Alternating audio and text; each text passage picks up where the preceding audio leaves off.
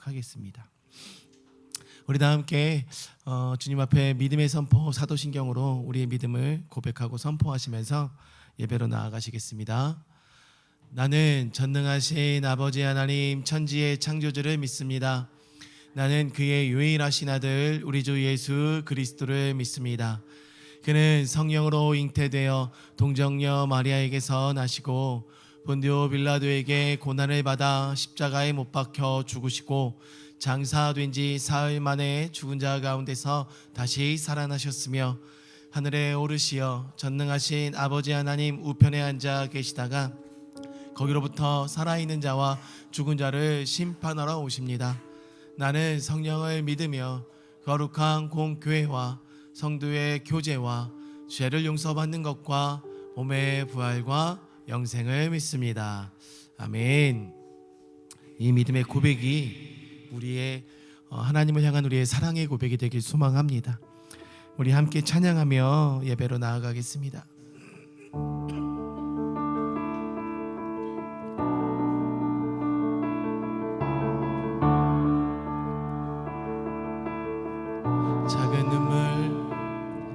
작은 눈물 방울 모여 생명의 강을 이루고 강줄기들 함께 모여 넓은 바다가 되네. 그 바다 위에 바람을 부시네. 그 바다 위에 바람을 부실 때 거룩한 폭풍 일어나네. Holy perfect storm alive. 주님의 폭풍으로 새 일행하시네.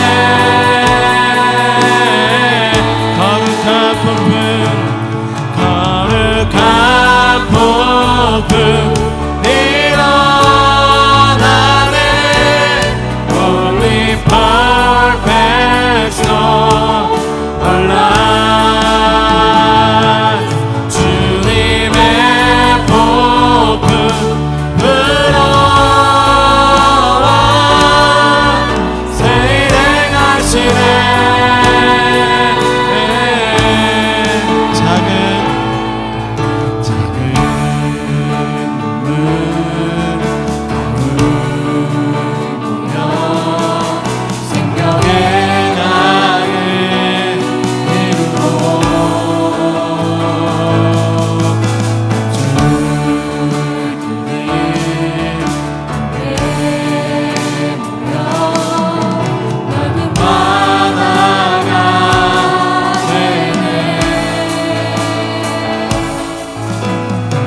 바다 위에 바람을 부시네.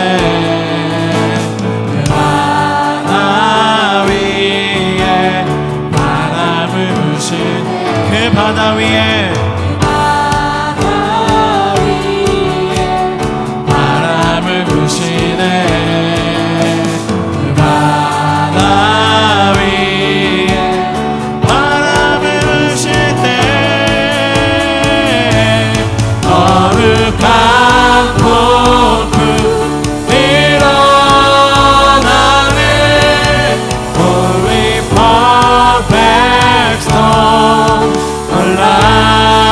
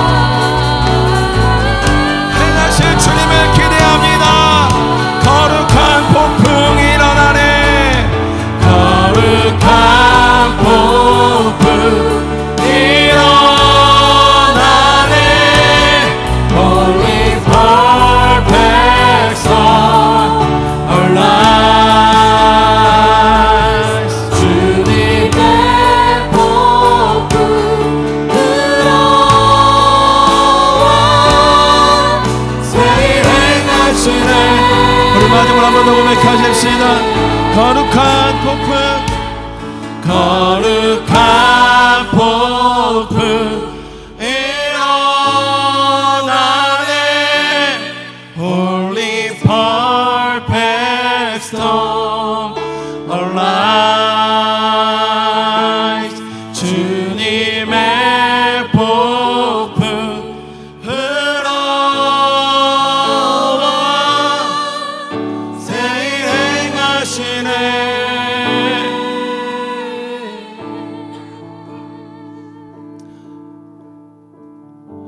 주님, 우리 안에 새 일을 행하실 주님을 우리가 기대합니다. 우리의 삶의 모든 기대가 세상의 조건과 풍요와 세상의 어떠한 흐름 속에 있는 것이 아니라 주님의 일하심에 우리의 삶의 풍요가 있음을 다시 한번 고백하며 감사드립니다. 하나님, 우리 안에 큰 변화가 일어나고 새 일을 행하실 주님을 우리가 날마다 신뢰한다고 선포는 하지만 그 새 일들이 우리의 눈 속에 또한 우리의 삶의 현장에서 펼쳐지지 아니하면 우리가 그것을 주님의 새 일로 행하는 것임을 고백하지 못했던 우리의 삶이 있음을 압니다. 그러나 하나님께서 행하실 그 새 일은 우리의 마음으로부터 시작됨을 고백하오니 하나님, 우리의 마음을 새롭게 일하여 주시옵소서. 새롭게 변화시켜 주시옵소서. 가장과 어미와 자녀들 모두가 하나님께서 행하실 그 거룩한 폭풍의 일하심 앞에 새로운 변화들을 경험하게 도와주시고 그 새로운 변화들 앞에 일하시는 주님의 그 새로운 그 마음의 정열과 그 마음의 새로움들 앞에 주님의 일하심을 다시 한번 우리가 고백하며 나아갈 수 있는 우리 사랑하는 진리의 모든 가족들이 될 수 있도록 주님 일하여 주시옵소서. 이 모양 저 모양으로 새 일을 행하실 그 주님을 날마다 우리 가운데 보여주시는 하나님, 오늘도 말씀을 듣는 가운데 새 일을 행하실 그 주님을 발견하며 나가길 원합니다. 우리 가운데 말씀하시는 주님의 그 말씀만이 오늘 우리의 인생을 변화시킬 수 있고 그 변화시키는 삶의 의지와 힘을 더하여 줄 수 있음을 우리 모두가 고백하게 도와주시옵소서. 하나님, 많은 비가 내렸습니다. 그리고 많은 피해들을 우리 국민들이 입었습니다. 위로가 필요할 곳에 주님의 위로가 풀어지게 도와주시고 다시 한번 회복이 일어날 곳에 주님의 회복의 마음을 선포하여 주셔서 그 아픔과 어려움 가운데 있는 이 민족적인 아픔과 어려움 속에 하늘의 위로와 평안이 풀어지는 은혜의 시간 되게 도와주시옵소서. 하나님께서 분명히 회복을 일으키실 것입니다. 그 회복의 때를 바라보는 이 민족이 되게 도와주시고 열방이 되게 도와주사 지금도 끊임없이 일하고 계시고 거룩한 주님의 폭풍을 일으키시는 그 하나님의 일하심을 바라보는 우리나라 이 민족이 될 수 있도록 주님 새 일을 행하여 주시옵소서. 오늘도 그 새 일을 행하실 주님을 우리가 기대하며 나아갑니다. 주님 함께 하심을 믿으며 살아계신 예수 그리스도의 이름으로 기도드립니다. 아멘.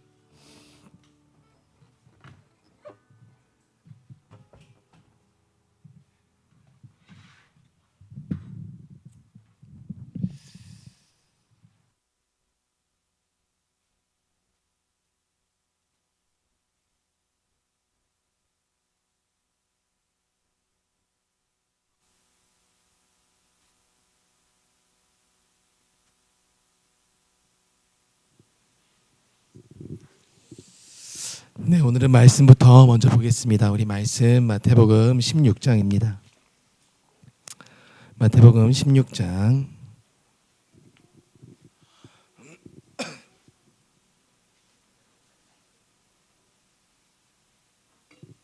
마태복음 16장 13절로 20절까지의 말씀입니다.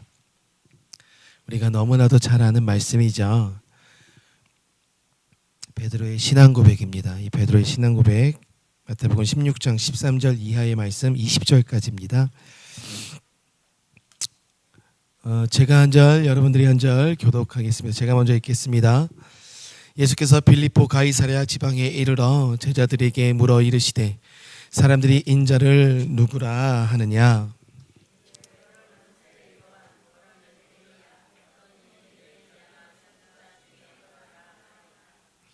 이르시되 너희는 나를 누구라 하느냐?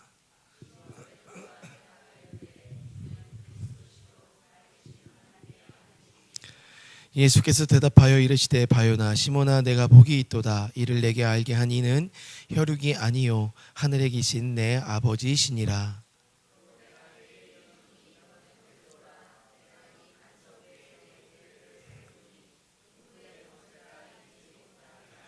내가 천국 열쇠를 내게 주리니 내가 땅에서 무엇이든지 매면 하늘에서도 매일 것이요 내가 땅에서 무엇이든지 풀면 하늘에서도 풀리리라 하시고 이에 제자들에게 경고하사 자기가 그리스도인 것을 아무에게도 이르지 말라 하시니라. 아멘.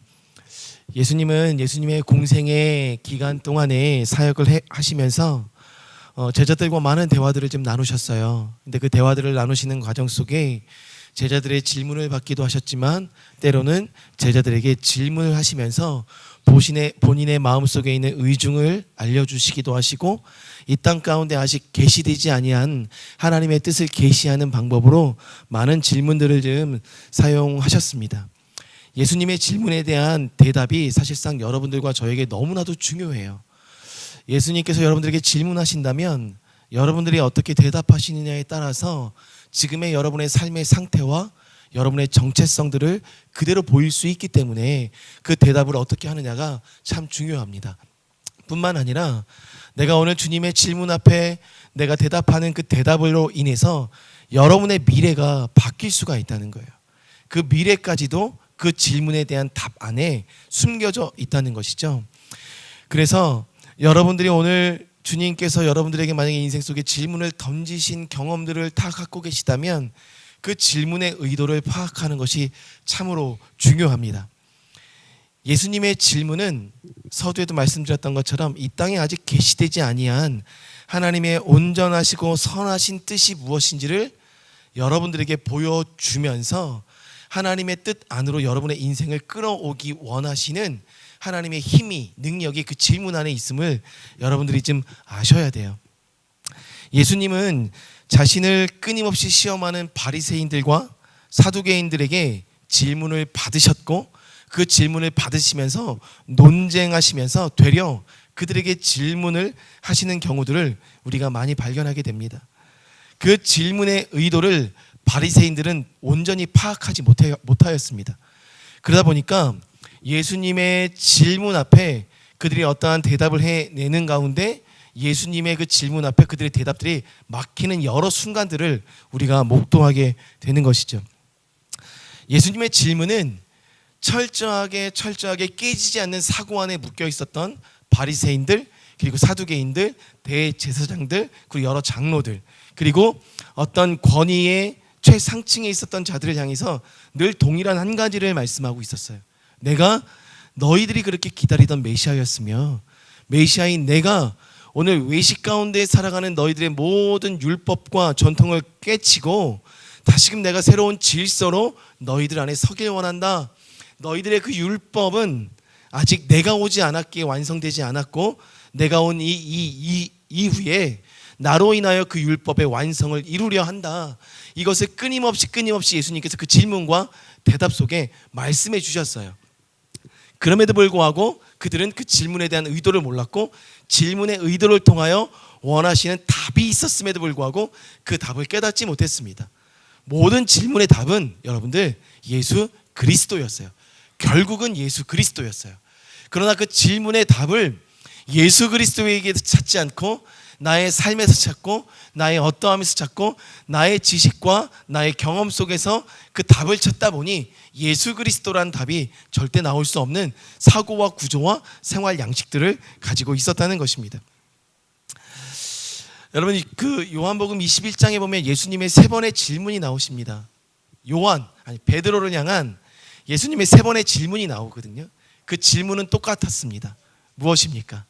베드로야, 내가 나를 사랑하느냐? 이 질문을 동일하게 베드로에게 세 번 해내셨어요. 이 질문에 대한 답을 가지고 그리고 또 이 질문을 가지고 많은 목사님들이 설교하셨고 또 많은 주석가들이 해석하시면서 그 의미에 대해서 많은 사람들이 도전을 받기도 하고 그 말씀 가운데서 이 취하는 영역들이 상당수 여러 부분들이 있었음을 우리가 보게 됩니다. 그러나 여기서 말하는 본질적인 한 가지는 하나님의 그 온전하신 뜻은 세상과 다르다.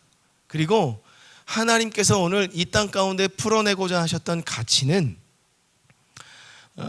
세상의 사고방식과 다르고 세상의 행동 양식과 다르다. 이것을 알려주시고자 하셨던 것이 베드로에게 질문하셨던 그 세 번의 질문이셨어요.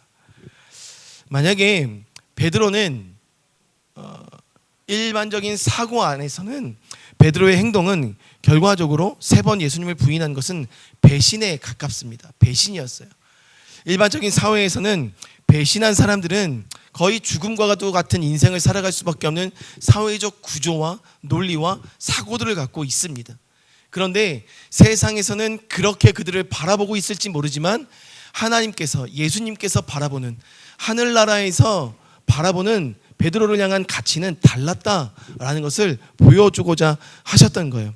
하늘의 가치는 있는 그대로의 그 사람의 모습을 받아들이고 그리고 그를 용서하고 포용하는 것이 하늘나라의 가치였었다라는 것을 하나님께서 이 질문 가운데 말씀해 주시면서 거기서 멈추지 않았어요. 질문의 의도는, 그래서 그 질문의 답은 어디까지 원하시는 거냐면, 내가 그동안 하나님을 부인하면서 부르심의 자리에서 돌아서서 하나님의 소명을 붙잡고 살아가지 않았던 그 인생들에게 다시금 부르심의 새로운 소명을 더하여 주시면서 살아갈 수 있는 방향성까지 제시하여 주는 것이 이 질문의 의도였습니다. 고로 내가 나를 사랑하느냐라는 이 질문은요, 단순하게 베드로의 인생 가운데 있었던 패배자의 의식을 벗겨내는 것에만 있지 않았고, 그 의식을 벗겨내는과 동시에 그가 앞으로 어떻게 살아가야지 되는지에 대한 방향성까지 보여준 것이 이 질문의 의도였어요. 마찬가지로 오늘 본문에도 질문을 하고 계십니다. 사람들은 나를 누구라 하느냐? 그러면 너희는 나를 누구라 하느냐? 이 질문 앞에 여러분들은 어떻게 대답하시겠습니까? 오늘 그 질문 앞에 대답하는 여러분들의 그 결정이, 여러분의 그 대답이 여러분의 뿌리를 이야기하고 있다는 거예요. 내 뿌리가 어디에 있는가? 내 정체성이 어떠한 기반 안에 있는가? 그것을 말씀해주고 있는 질문이라는 것입니다.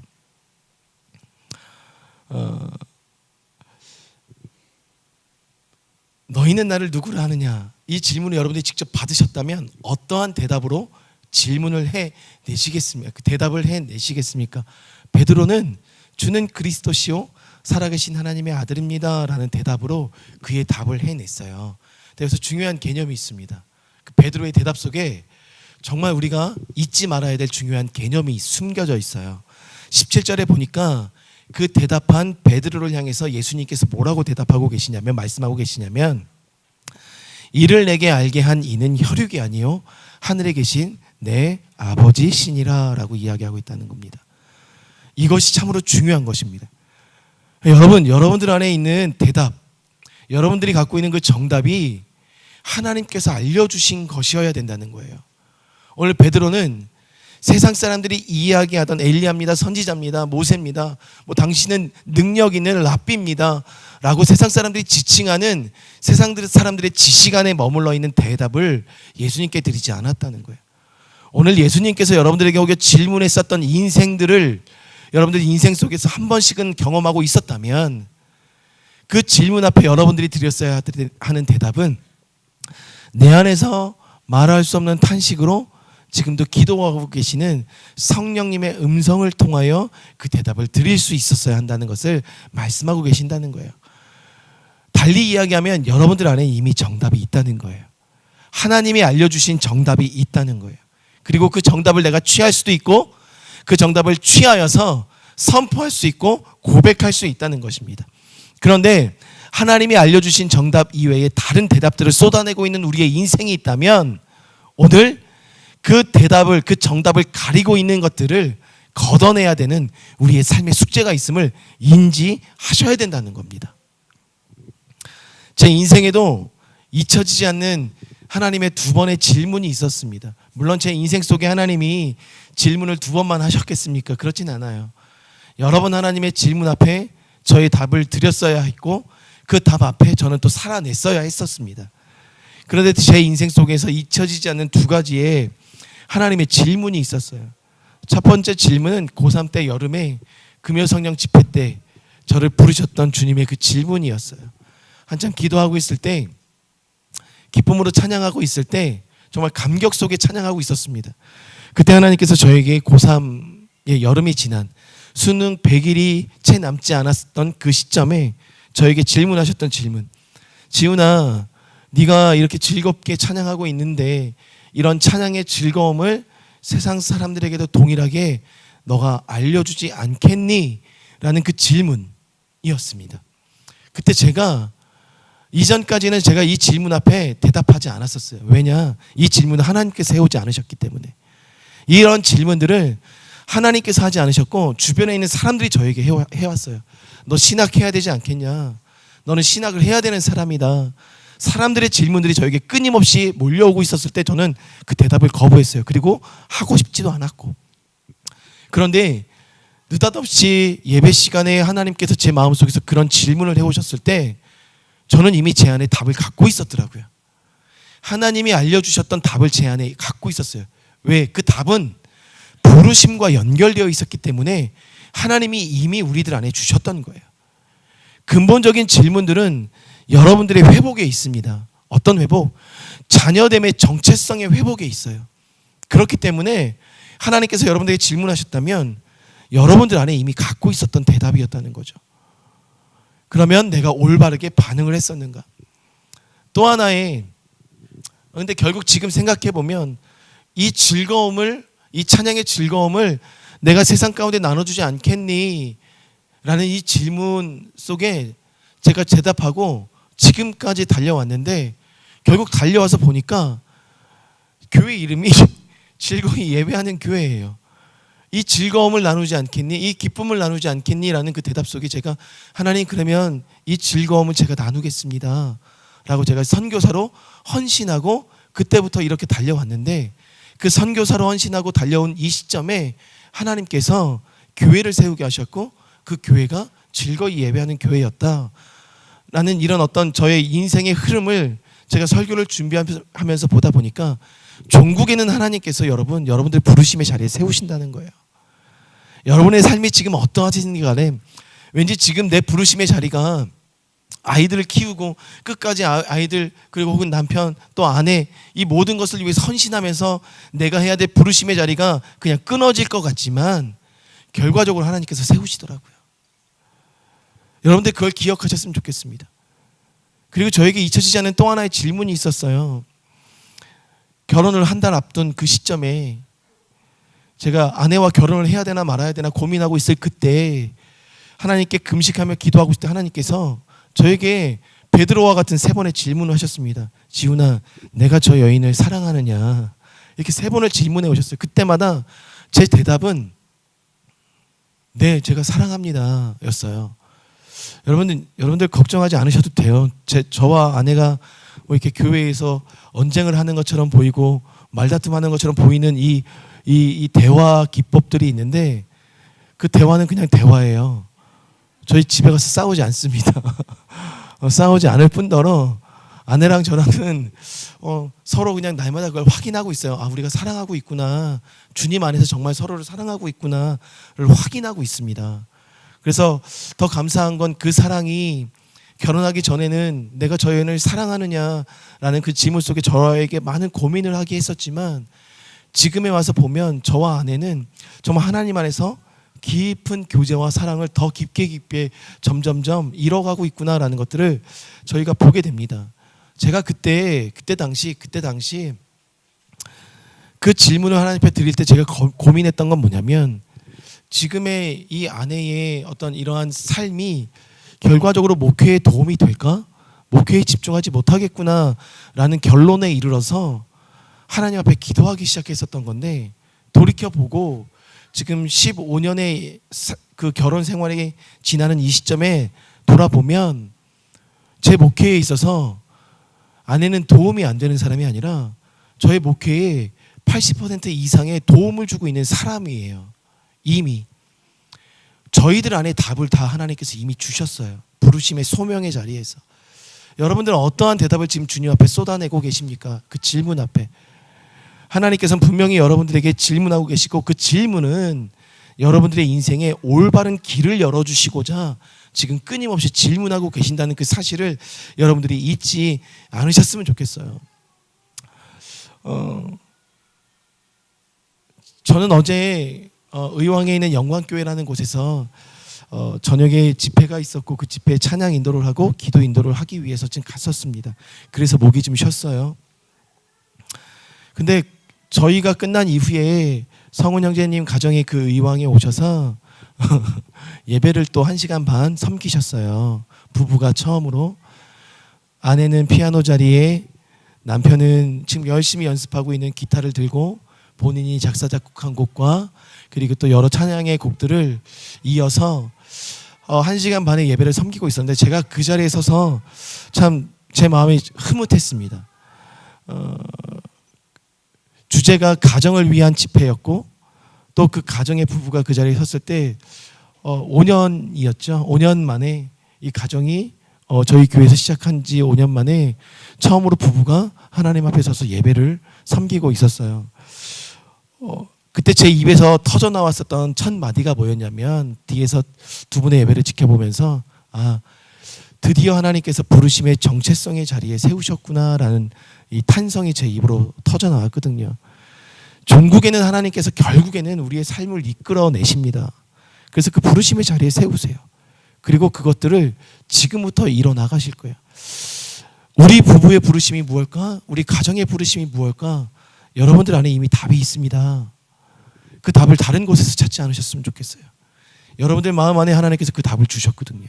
그리고 그 답을 이제는 질문 속에서 명확하게 드러내시고자 합니다. 제가 지난주에 이 자리에서 저의 마음에 어떠함을 좀 쏟아내면서 설교를 했어요. 근데 제 마음에 어떠함을 쏟아낸 것은 저의 푸념을 늘어놓은 것이 아니라, 저의 어떠함 속에 여러분들 마음 속에도 그 어떠함이 있다. 그러면 그 어떠함이 우리의 지금 큰 산이다. 그 큰 산이 사라지지 아니하면 하나님 안에서 성전이 될 수 없고, 성전이 될 수 없다 함은 우리가 올바른 정체성의 자리에 설 수 없음을 의미한다. 그 말씀을 나눴던 것입니다. 근데 어떤 분들은 그냥 목사님 괜찮아요, 잘 될 거예요, 이런 마음들을 저한테 위로를 해주셨지만, 저는 그 이면에 저의 위로가 필요한 게 아니었고, 우리의 큰 산들이 무엇인지를 직면하길 원했던 것이었습니다. 마찬가지로 오늘 주는 그리스도시요 살아계신 하나님의 아들이십니다라는 이 대답 속에, 바요나 시모나 내가 옳다, 내가 참 하나님께서 알려주신 답을 갖고 있었구나 라는 이 대답을 우리 모두가 듣길 원하는 거예요. 그 대답 속에 우리의 정체성이 오늘 이 본문 안에 숨겨져 있더라는 거예요. 그랬을 때 교회는 건물이 아니죠. 근데 우리는 계속해서 교회를 건물로 생각합니다. 즐거이 예배하는 교회가 건물입니까? 저는 즐거이 예배하는 교회를 생각하면, 여러분들 솔직한 심정을 제 말씀을 드리면, 이 건물을 생각해 본 적이 한 번도 없어요. 즐거이 예배하는 교회, 즐거이 예배하는 진리의 공동체라고 얘기하면 여러분들이 생각이 나요. 여러분들이 성전이기 때문에. 그래서 저한테 사실 이 건물이 중요하진 않습니다. 그러나 이 건물을 유지하는 것 때문에 우리의 성전됨이 오히려 이 건물에 더 집중할 때가 있더라는 거죠. 저조차도 그런 유혹이 있더라는 거예요. 교회는 여러분들이에요. 그리고 저예요.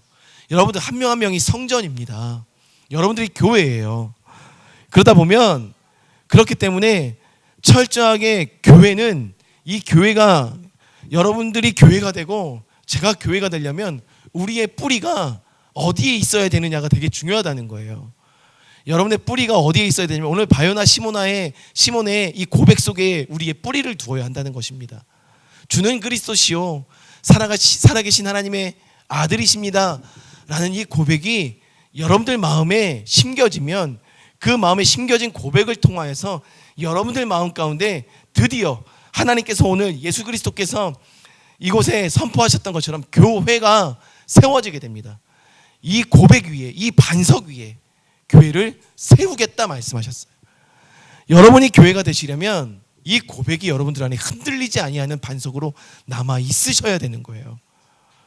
그런데 그러한 여러분들, 주님을 나의 아버지로 예수 그리스도를 고백하는 여러분들의 인생 속에는 이미 하나님께서 교회를 세우셨다는 거예요. 그러면 그 교회는, 교회대로 살아가는 여러분들에게는 오늘 본문에 보니까 3가지의 능력을 주셨더라고요. 여러분에게 그 능력이 있습니다. 그 능력을 교회이신 여러분들이 행하셔야 돼요. 행하고 계시는지를 여러분들 한번 점검해 보시길 바랍니다. 첫 번째, 하나님 그 교회에게 주셨던, 저와 여러분들에게 주신 능력 첫 번째는 뭐냐면 고백의 능력이에요. 고백의 능력. 그분의 이름을 항상 전면에 세우는 그 고백이 있어야 된다는 것입니다. 어떤 경우에도 변하지 않는, 여러분들이 교회입니까? 그러면 예수님은 항상 우리의 인생의 전면에 세워져 있으셔야 됐었어요. 우리가 고백하는 것, 이 고백이라는 것은 여러분들 잘 따라오셔야 돼요. 우리가 오늘도 주님을 사랑합니다라고 고백하고 주님은 하나님의 아들이십니다라고 고백하는 이 고백이 어디로부터 나와야 되는 거죠? 마음으로부터 나와야 되는데, 그 마음에 누가 알려주신 것으로부터 나와야 된다고 제가 말씀드렸죠. 하나님이 알려주신 대답이 우리 안에 있다는 거예요. 오늘 여러분들이 쏟아내는 모든 고백들은 여러분의 어떠함에 기반을 둔, 나의 감정 상태에 기반을 둔, 혹은 나의 환경과 배경 안에 기반을 둔 고백이 절대 돼서는 안 된다는 거예요. 여러분의 고백이 능력이 되려면 하나님의 말씀이라는 그 진리에 기반을 두지 않으면 그 고백은 능력이 없다는 것입니다. 고로 여러분의 고백이 여러분의 고백을 통하여 교회가 세워질 수 있거든요. 오늘 베드로의 고백을 통해서, 베드로를 통하여 이 땅에 교회가 세워지기 시작했습니다. 그 고백으로.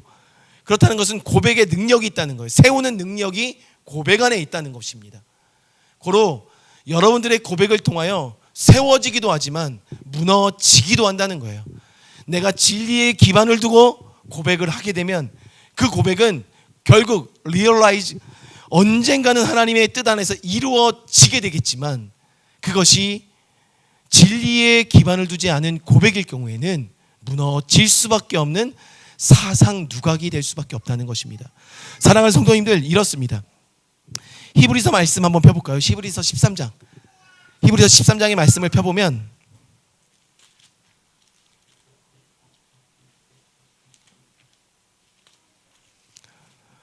하성아 집중해. 중요한 말씀이야 지금.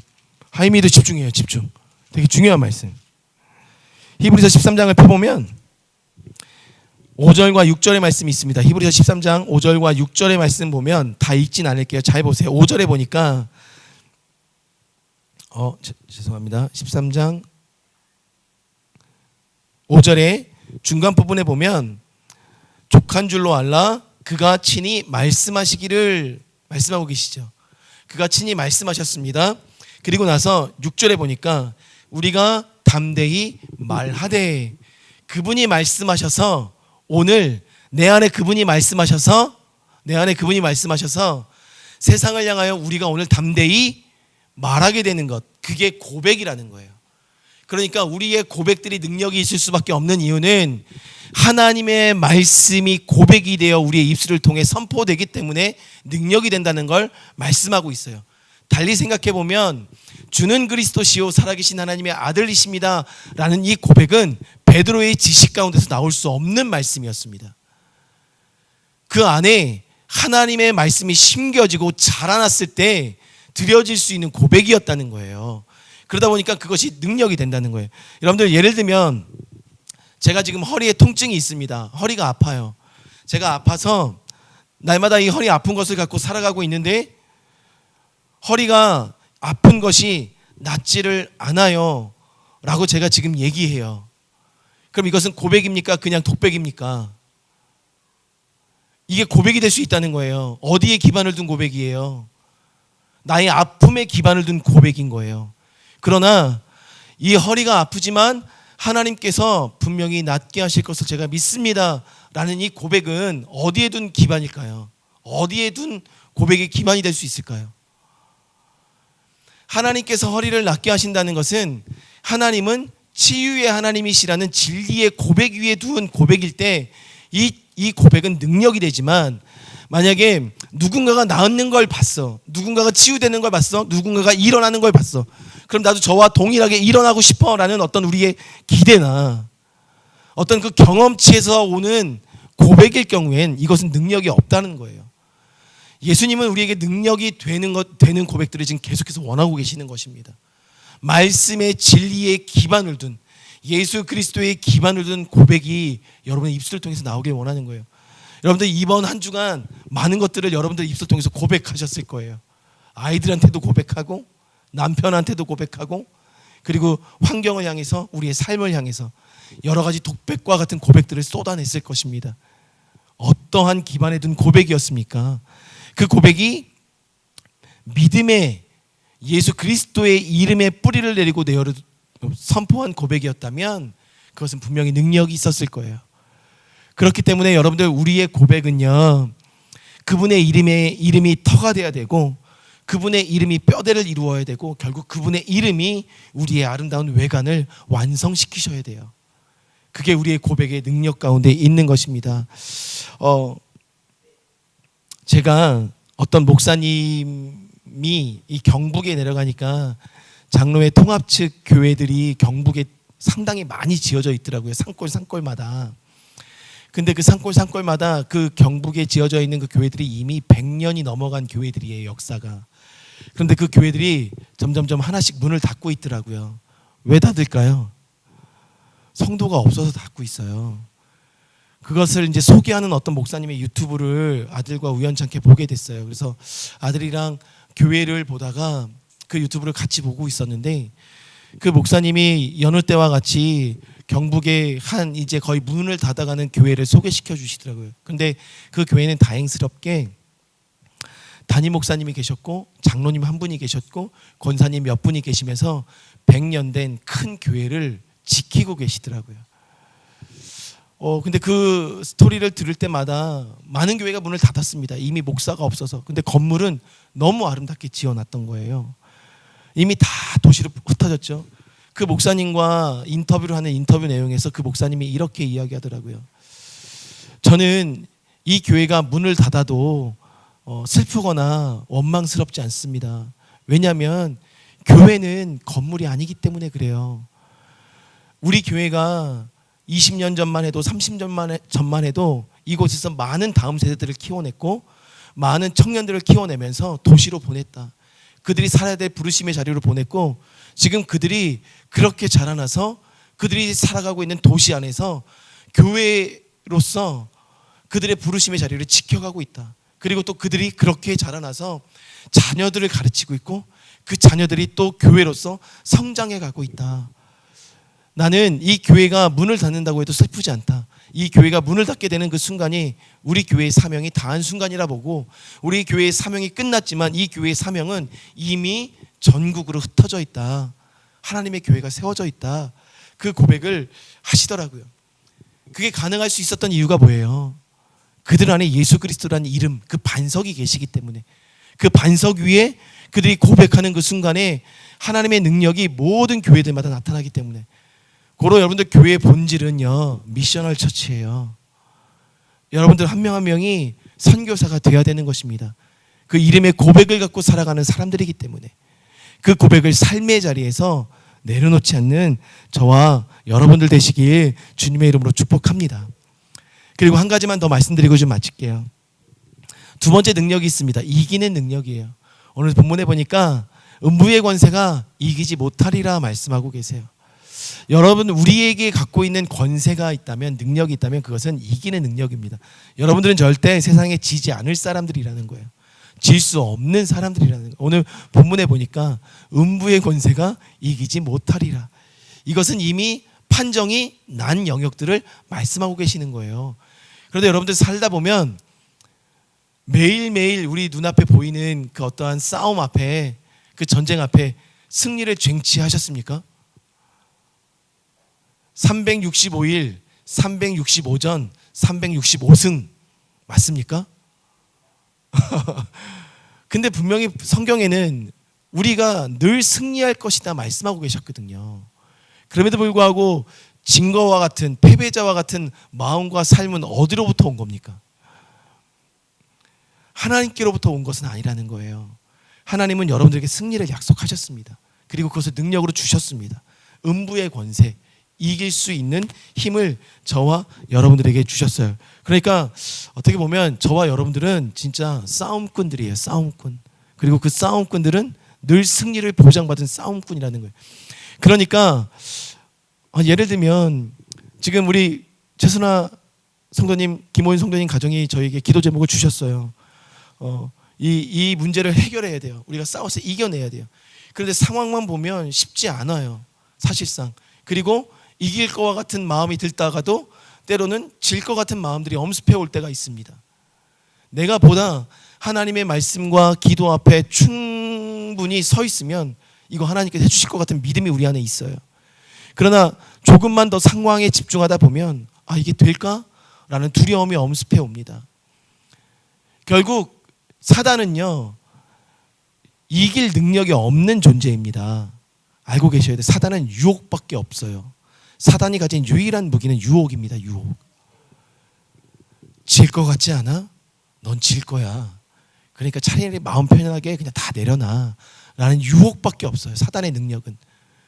다만 사단은 이기는 능력이 없고 유혹의 능력이 있다면 이기는 능력은 믿음의 사람들에게만 주어진 능력이라는 거예요. 그걸 오늘 말씀하고 있어요. 여러분들, 내 마음속에 일어나는 여러 가지 유혹과 환경에 대한 어떤 우리의 부정적인 관점에 집중하지 마십시오. 하나님께서는 우리에게 이미 이기는 능력을 주셨습니다. 요한일서 한번 펴볼게요. 요한일서 5장입니다. 요한일서 5장 4절 5절의 말씀. 4절 5절의 말씀. 4절 5절의 말씀. 우리 한 목소리로 함께 읽어보겠습니다. 무릇 하나님께로부터 난 자마다 세상을 이기느니라. 세상을 이기는 승리는 이것이니 믿음이니라. 예수께서 하나님의 아들이심을 믿는 자가 아니면 세상을 이기는 자가 누구냐? 여러분들, 세상을 이기는 자는 정해져 있다고 말씀하고 계세요. 말씀은 한 번도 우리에게 지는 패배를 말씀하신 적이 없습니다. 그러니 여러분들, 이제부터 정체성을 좀 새롭게 가지셨으면 좋겠습니다. 지는 자리, 루저의 자리에 있지 마십시오. 승리자의 자리로 여러분의 정체성을 옮겨내셨으면 좋겠어요. 성경이 그렇게 말씀하고 계시기 때문에 그렇습니다. 여러분들, 그러나 분명히 아실 것은 싸움에는 줄다리기가 있습니다. 싸움을 시작하면 줄다리기를 하기 때문에 때로는 승기가 넘어가는 것처럼 보입니다. 그러면 그 순간에 승기가 넘어가는 것처럼 보이는 그 순간에 여러분들 그 줄을 놔버리면 우린 지는 거예요. 그러나 끝까지 놓지 않으면, 그 진리, 주는 그리스도시요 살아계신 하나님의 아들이십니다 라는 그 진리를 놓지 않으면 결국에는 여러분들이 지는 것과 같이 보여도 승리를 이뤄낼 수 있음을 오늘 성경이 말하고 있다는 거죠. 여러분들, 유혹 앞에 넘어지지 마십시오. 그러니 달리 말하면 여러분 잘 들으세요. 우리 모두는 다 싸울 능력이 있다는 거예요. 목사님만 싸울 능력을 갖고 있는 사람이 아니에요. 그러니까 목사님이 대신 싸워주세요, 이게 아니라는 거예요. 목사님, 같이 싸워주세요, 이것이 맞는 대답이라는 거예요. 우리 모두는 다 싸울 능력을 갖고 있습니다. 그러니 여러분들, 외롭게 영적인 싸움을 가정 안에서 해내고 있다면 도움을 요청하십시오. 이 싸움이 나 혼자서는 되지 않을 것 같아요, 함께 싸워주세요 라는 도움을 요청하는 것입니다. 그것이 중보예요. 우리 모두는 싸울 수 있는 능력이 있습니다. 그리고 종국에는 이길 것입니다. 그것을 여러분들이 소망하셨으면 좋겠어요. 여러분들, 그래서 기선자매님이 요청하셨어요. 우리 집에 와서 같이 좀 싸워주세요. 오늘 예배 후에 같이 좀 예배 좀 드려주세요. 네, 저도 동일한 마음입니다. 우리는 같이 싸우는 자예요. 대신 싸우는 자가 아닙니다. 함께 싸우는 자예요. 그러니까 믿음의 공동체가 참으로 중요한 것입니다. 함께 싸워낼 때 하나님께서 이기는 능력을 우리에게 입혀 주실 뿐만 아니라 그 이기는 능력이 여러분들이 거하는 곳곳마다 그 능력들이 발휘될 거예요. 유비아의 사업장에서, 성훈 형제님이 일하시는 삶의 자리에서, 우리 유진 자매님이 사랑하는 은유를 양육하는 그 자리에서, 왜 부끄러워해, 네 이름 나왔다고. 이제는 적응해, 은유야. 적응할 때 됐어. 담대하게. 예, 뉴띵의 그 자리에서, 뉴 커넥션의 자리에서 하나님께서 지금도 그 능력들을 여러분들에게 주셔서 그 아우라를 풍기게 하십니다. 여러분들, 영적인 전쟁을 많이 치러내시고 축기 은사들을 많이 발휘하셔서 귀신들을 많이 쫓아내신 목사님들 옆에 있다 보면 알게 모르게 그 아우라가 느껴지십니까? 보일 때가 있잖아요. 그거는 싸움의 능력이 계속해서 발휘된 자들에게 나타나는 하나님이 주시는 은혜예요. 여러분들에게도 그런 아우라가 나오셔야죠. 저에게도 아직 초년생 목사이기 때문에 그런 아우라가 지금 여기까지밖에 미치지 못하였지만 우리가 그것을 사용하면 사용할수록 그 아우라는 범위가 넓어질 거예요. 여러분들이 그러한 자로 삶의 자리에 쓰셨으면 좋겠습니다. 하나님이 오늘 여러분들에게 그러한 능력을 주셨다 말씀하고 있어요. 세 번째 능력은 제가 카톡방에 월요일 날 올리겠습니다. 다 풀어내기보다는 여러분들 읽어내실 수 있게 풀어낼게요.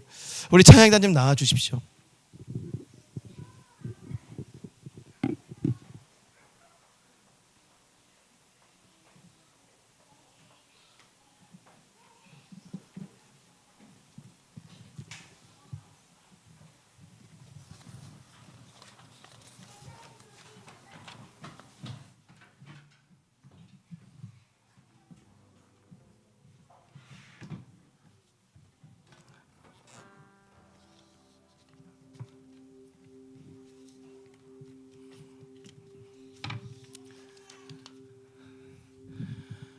우리가 지금 함께 부르려고 하는 이 찬양의 고백이 오늘 하나님께서 저와 여러분들에게 주신 능력과도 같다고 저는 믿습니다. 여러분들 이 찬양의 가사의 고백을 드릴 때 여러분들에게 주어진 그 하나님의 능력들을 더욱더 사모해 주십시오. 더욱더 사모하시고 더욱더 그것들을 여러분들이 선포하면서 여러분의 고백으로 이 찬양을 함께 임하셨으면 좋겠습니다.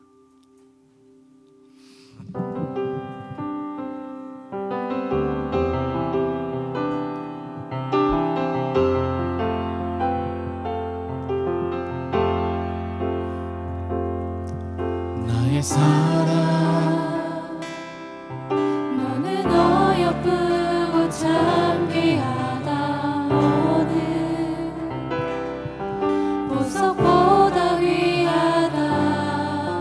내가 사랑스럽지 않을 때 너를 온전히 사랑하고 너와 함께하려 내가 왔노. 우리 한 번 더 고백할까요? 나의 사랑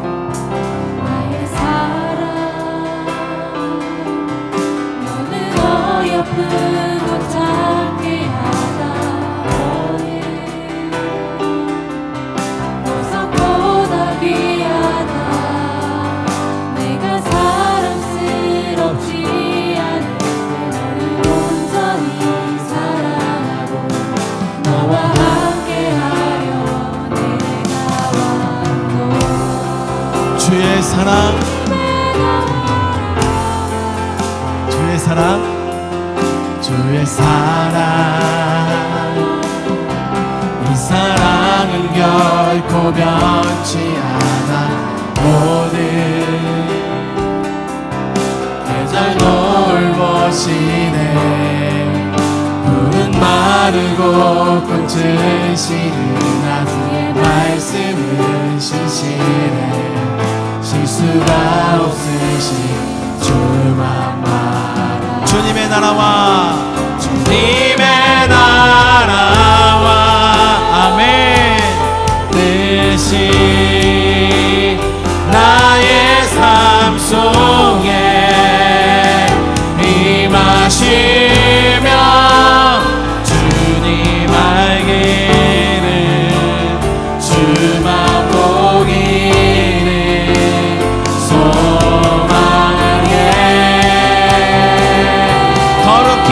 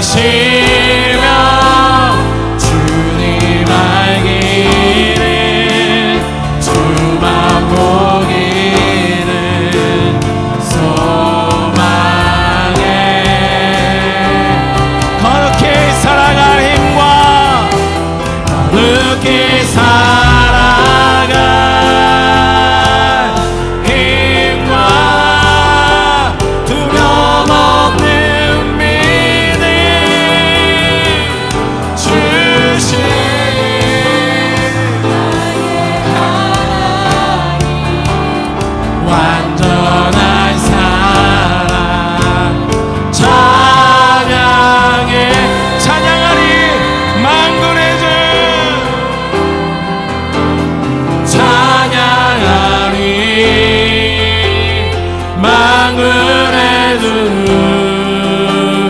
영원히 함께하시네. 정리하신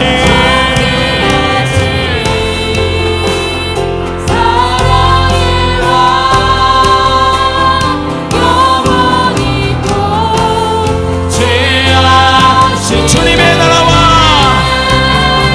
주님의 나라와 뜻이 나의 삶 속에 아멘. 하나님, 그 하나님의 뜻이 우리의 가운데 임하였음을 믿습니다. 주님을 더 많은 진리를, 주님을 만나는 그 기쁨을 우리 사랑하는 모든 진리의 가족들에게 심어주십시오. 그 마음이 이미 주의 은혜로 심겨졌고 그것이 우리 안에 반석이 되어 살아갈 힘을 하나님께서 주셨음을 믿습니다. 아멘.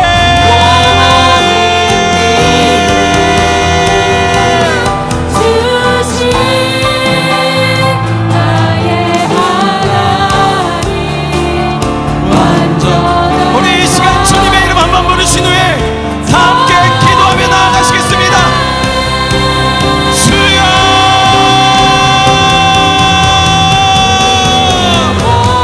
하나님, 우리에게 이길 수 있는 힘과 능력을 허락하여 주십시오. 하나님께서 행하실 그 놀라운 일들을 우리 교회가 바라봅니다. 우리 가정마다, 우리의 모든 삶의 자리마다 하나님께서 행하실 그 놀라운 일들을 우리가 기대합니다. 주님 행하여 주십시오. 주님 행하십시오. 행하신 주님,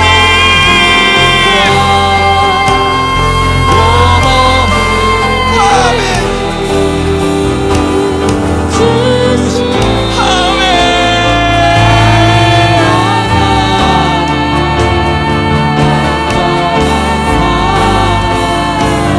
찬양해 주님의 나라와 주님의 나라. 아멘. 그렇습니다. 하나님, 그 하나님의 뜻이 우리의 삶의 열매맺기까지 일하신 주님을 기대합니다. 하나님을 사랑합니다.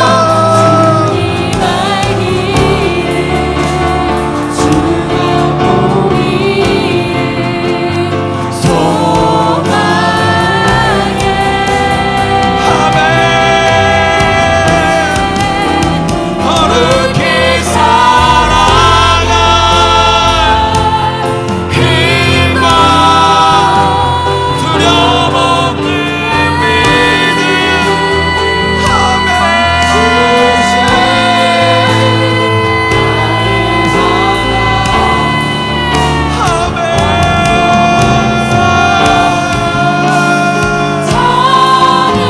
거룩히 살아가 거룩히 살아가 힘과 두려움 없는 믿음 주신 나의 하나님 완전한 사랑 찬양해.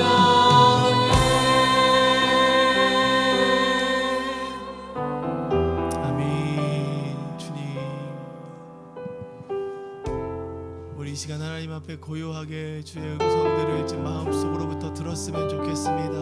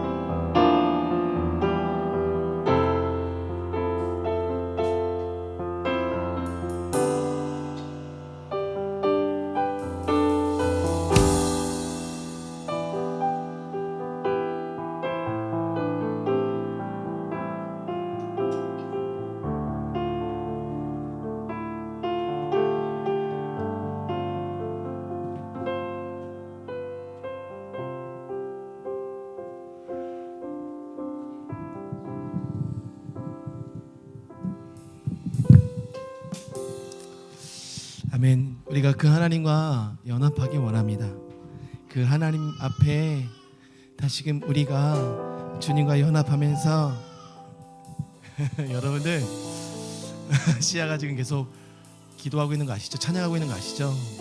어제도 시아가 이제 부모님 예배하고 계셔서 아내가 안고 있었는데 그 안고 있을 때 엄마 아빠의 이 찬양 소리가 계속 귓가에 들리니까 혼자 이렇게 음을 계속 흥얼거리고 있는 거예요. 시아가 시아 가정의 정체성이에요. 아무나 아무 아이나 다 흥얼거리지 않습니다. 그러니까 이 가정의 정체성이 그 하나님을 예배하는 것에 있었다는 것을 우리 시아가 지금 그 깊은 곳에서 또 보여주고 있어요. 시아야 계속 찬양해도 괜찮아. 여러분들 우리 이 시간 성찬으로 나가고 원합니다. 성찬으로 나가셔서 여러분의 감정에 기반을 두지 마시고 우리의 환경에 기반을 두지 마시고 눈에 보이는 상황과 현상에 기반을 두지 마시고 우리의 반석 대신 그 예수 그리스도 안에 우리의 모든 기반을 오늘부터 이양해 주시기 바랍니다. 그것이 이 성찬과 함께 더불어 주님과 연합하는 자리로 나가는 그 순간에 우리 안에서 일어날 것을 여러분들이 간절히 소망하시면서 이 성찬 앞으로 나아가시겠습니다. 나오셔서 오늘 다 쓰실게요.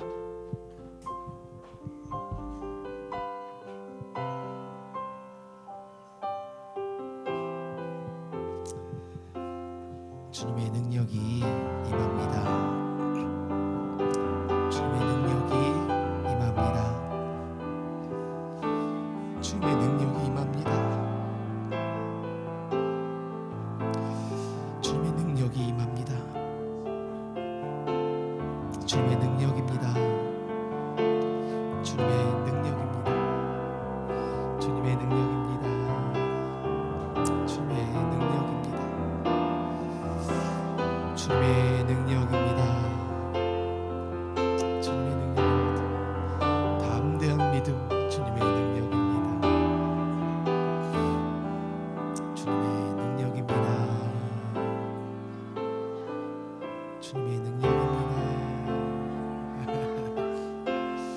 주님의 능력이 임합니다. 주님의 능력입니다. 주님의 능력입니다. 주님의 능력입니다. 주님의 능력입니다. 주님의 능력입니다. 주님의 능력입니다. 지금에게 주님의 능력이 임합니다. 유빈이에게 지금에게도 임합니다. 주님의 능력입니다. 주님의 능력입니다.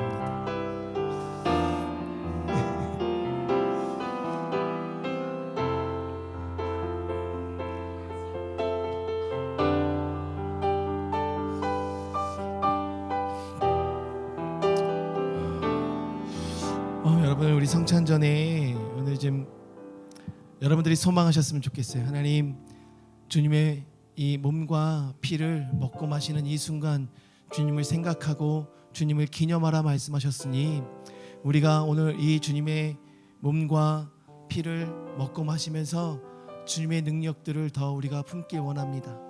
하나님 고백의 능력을 더하여 주시고 이기는 능력을 더하여 주시고 그리고 풀어내는 능력을 더하여 주셔서 우리가 주님과 온전히 연합하는 인생 살아가게 해주십시오.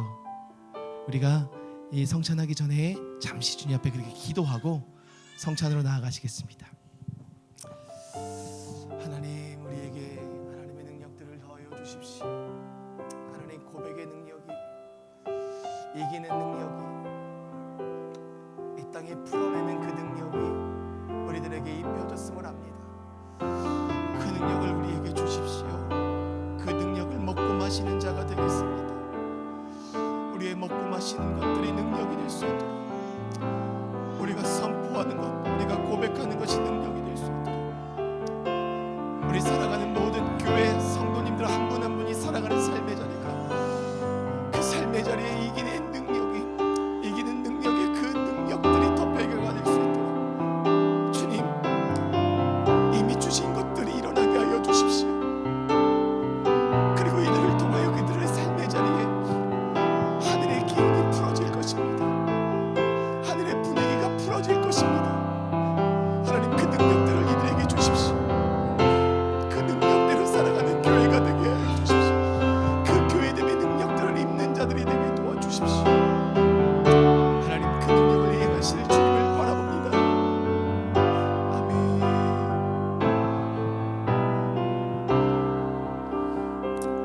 주님의 몸과 피를 먹고 마시겠습니다.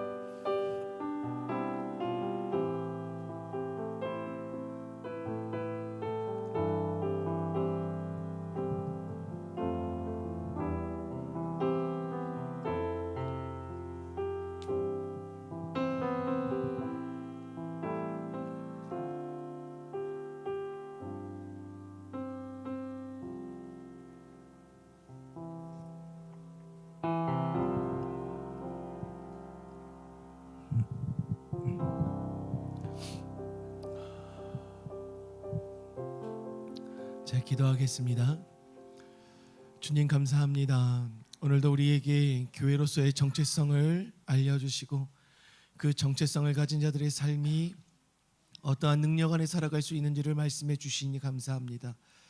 이곳에 모인 주의 사랑하는 모든 주님의 성전된 주의 자녀들, 그리고 또한 함께 예배할 수 없어 가정 안에서 삶의 자리에서 예배하고 있는 우리 모든 주님의 백성들까지도 주님께서 기억하여 주셔서 그들에게 하나님의 능력의 배가가 일어날 수 있도록 인도하여 주시고 주님과 연합하는 이 성찬을 통하여서 더욱더 주님의 능력들을 우리의 삶 안에 활성화시킬 수 있는 저희의 삶이 될 수 있도록 인도하여 주십시오. 그리하여 다음 주에 우리가 만나는 그 순간에 그 능력의 능력치가 더욱더 배가가 되고 증가가 되어 서로가 서로에게 교회로서의 존재감을 알릴 수 있는 우리 사랑하는 모든 성도님들의 삶이 될 수 있도록 은혜 베풀어 주시옵소서. 하나님, 교회 안에 이 모양 저 모양으로 아파하는 우리 환우와 또 교우들이 있습니다. 주님께서 이기는 능력을 주셨지 않습니까? 모든 어둠의 권세들을 이길 수 있도록 행하여 주셔서 온전한 나음과 치유 안에 더욱더 교회가 연결되고 연합해가는 공동체가 될 수 있도록 은혜를 더하여 주시옵소서. 오늘도 주님 앞에 빈손으로 나오지 않고 귀한 예물을 올려드립니다. 주님, 이 예물이 쓰이는 곳곳마다 하나님의 뜻과 하나님의 세대와 하나님의 나라가 세워지게 도와주시고 이 예물을 드린 모든 가정마다 사업의 현장마다 이기는 능력, 형통케 되는 하나님의 은혜들이 더욱더 부어지게 하여 주시옵소서. 이제는 구주 되신 예수 그리스도의 차고 넘쳐 흐르는 은혜와 아버지 되신 하나님의 그 인자하신 사랑과 보혜사 되신 성령님의 교통하심과 중보하심의 역사가 오늘도 예배케 하신 주님을 찬양하고 또한 그 능력을 주신 주님 앞에 기쁨과 감사함으로 그 능력을 세상 가운데 나타나기를 결단하는 모든 성도 위에 이제부터 영원토록 함께 하시기를 간절히 축원하옵나이다. 아멘.